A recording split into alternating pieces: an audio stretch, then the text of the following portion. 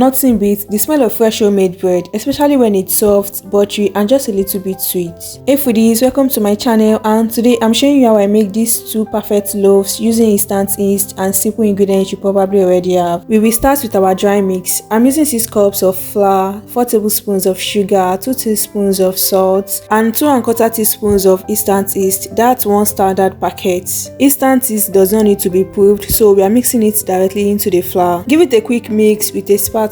Next, I pour in 2 cups of warm milk, not hot, just enough to activate the yeast. I'm using a stand mixer for this recipe, fitted with a dough hook, that's the spiral attachment made for kneading dough. It does all the hard work for you and gives a smooth elastic dough without getting your hands sticky. I let it mix on low speed for a couple of minutes until the ingredients start to come together into a rough dough. Then I add 1/3 cup of room temperature butter and keep mixing until the dough looks smooth and slightly sticky. With the dough hook still attached, I let the mixer knead for about 8 to 10 minutes on medium speed. If the dough sticks too much to the side of the bowl, just add about a tablespoon or 2 of flour. We want the dough soft and stretchy, that's the secret to fluffy bread. Once the dough is ready, I place it in a greased bowl, cover it and let it rise in a warm spot for about 1 to 1.5 hours or until it doubles in size.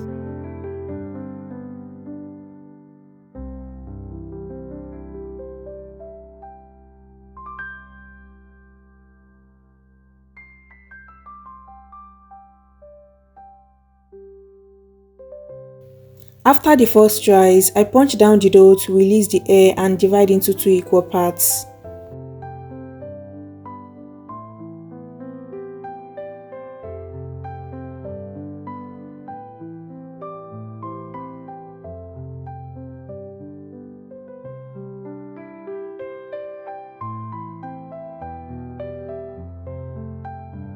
You want to roll out the dough and shape into a loaf. I take 1 piece and flatten it slightly into a rectangle, about the width of my loaf pan.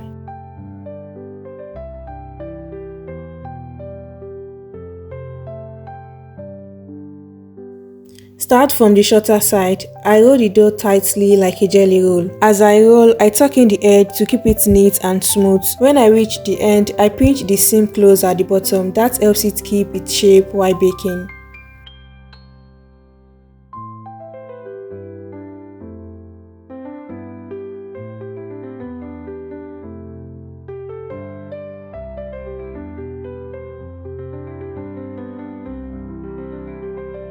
Then I place the rolled dough seam side down into a greased loaf pan. If you want that perfect dome shape, you can gently press the dough to fill the corner of the pan before covering it to rise again. I let them rise again for about 30 to 45 minutes, just until the dough rises slightly above the rim of the pans. Now I bake the loaf in a preheated oven at 180 degrees Celsius or 350 degrees Fahrenheit for 25 to 30 minutes until the top are golden and the loaves sound hollow when tapped.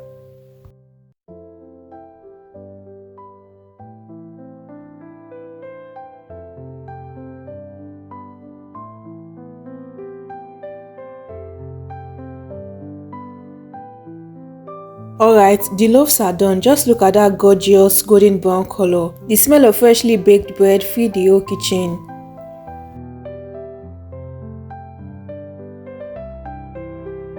As soon as they come out of the oven, I remove them from the pan right away and transfer them onto a cooling rack. This step is really important. If you leave the bread in the pan too long, the trap steam can make the crust soggy. We want that beautiful soft crust, not a wet one. And now for my favorite part, brushing the top with butter while they are still hot. The butter melts right in and gives the crust that gorgeous glossy shine. It keeps the top soft, add flavor and give that classic homemade look that makes you proud to say I baked that.